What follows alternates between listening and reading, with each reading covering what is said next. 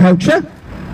We know this is about greed, ignorance and corruption, because the fishermen in Taiji Cove will get about £500 for a dead dolphin.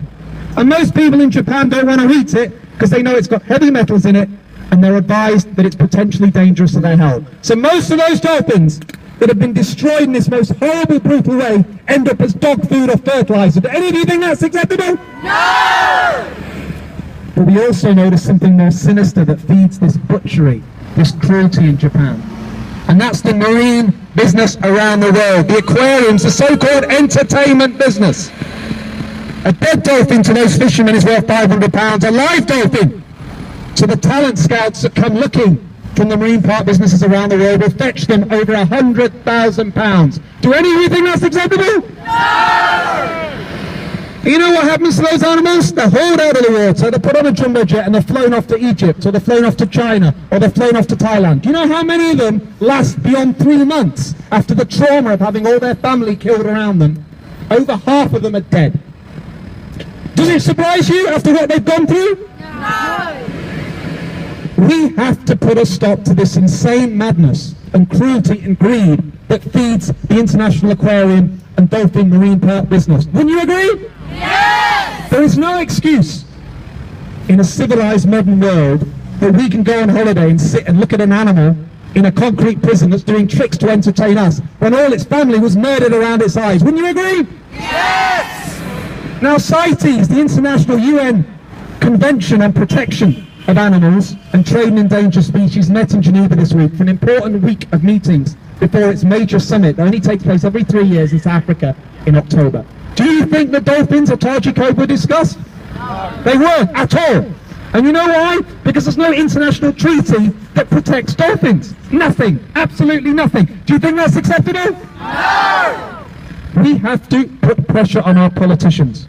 Now, there are a number of things that we can do. There is a petition here. There's a lady that introduced herself to me earlier on that has a petition for 10 Downing Street petition to have a debate in Parliament about Taiji Cove and about the need to protect dolphins in the international treaty.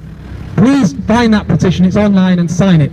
We've got to April to get over 100,000 signatures on that. This movement can get that. We can get a debate in Parliament. I'm meeting MPs on Thursday.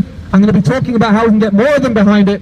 And I want to get the UK government out there with its European Union partners saying enough is enough. We've got to give international protection to dolphins. Wouldn't you agree?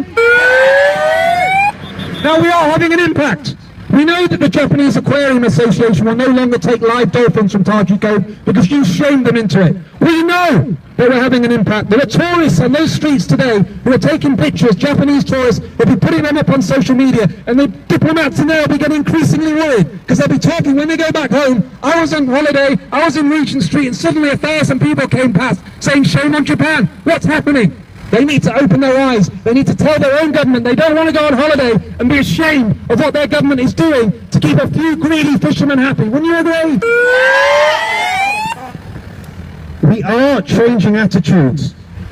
SeaWorld is no longer this colossal mighty business that can dominate and intimidate anyone that takes it on. Its profits are dropping. It's having to give its tickets away to fill seats. It can't keep its CEOs. It doesn't matter if it changes its shows and says it will no longer use whales for doing tricks in a year's time. We all know that that business should close. Wouldn't you agree? Yes! And SeaWorld might not take dolphins from Taiji Cove, but if it continues to be a successful business, it's a role model, it's a business model that others in Thailand, in Egypt, in Turkey, in Korea will want, and they will get their dolphins from Taiji Cove. So SeaWorld must stop exploiting wild animals in this way. It must shut down its concrete prisons. It must say to the world, enough is enough. Wouldn't you agree? Yes!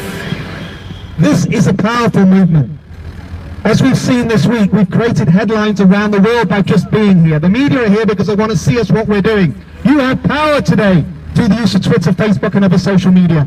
You are sharing your views around the world. There is a town in Australia called Broome that is twinned with Taiji Cove.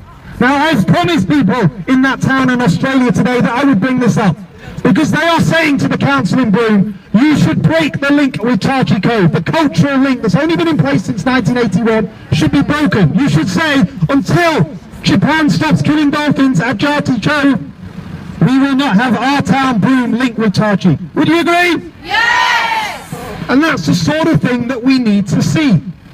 We all here know that Japan contributes a huge amount to the world. It's electronics, it's medical equipment, it's innovation, it's culture, it's history. I told you earlier that David Bowie believed in Japan as a nation, really welcomed it, and enjoyed being there. But that didn't stop him supporting his song being used in this film. This is not an anti-Japanese movement. It's a movement to bring about positive change in Japan that benefits Japan's image around the world. Wouldn't you agree? Yes! Now, in any movement there are differences. This isn't any different to any other.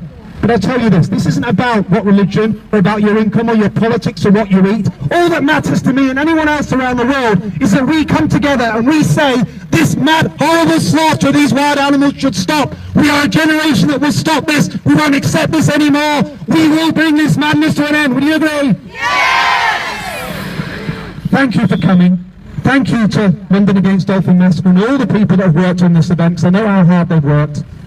And thank you to everyone that's continuing to support this movement. It's getting stronger. Now, Paul Watson can't be here from Sea Shepherd today, but he sent me a message. He said this. He said, we are getting stronger. We are getting louder. We will never retreat. We will win. We will change this situation. And that's exactly how I feel. And when those people are out there, the Cove Monitors and Sea Shepherd, putting themselves at risk with all the threats and intimidation they face, they're the heroes on the front line. We've got to support them back here on the home front. We've got to tell the world why they're there. We've got to make sure that no one ever forgets the horror of what's going on in that place in Japan, and what's also going on for dolphins around the world. So thank you very much. I'll keep fighting, you keep fighting, and we'll stop. And the flag will not fly today, because they're ashamed to have any pictures taken with 1,000 people outside this embassy, because they know you're having an impact.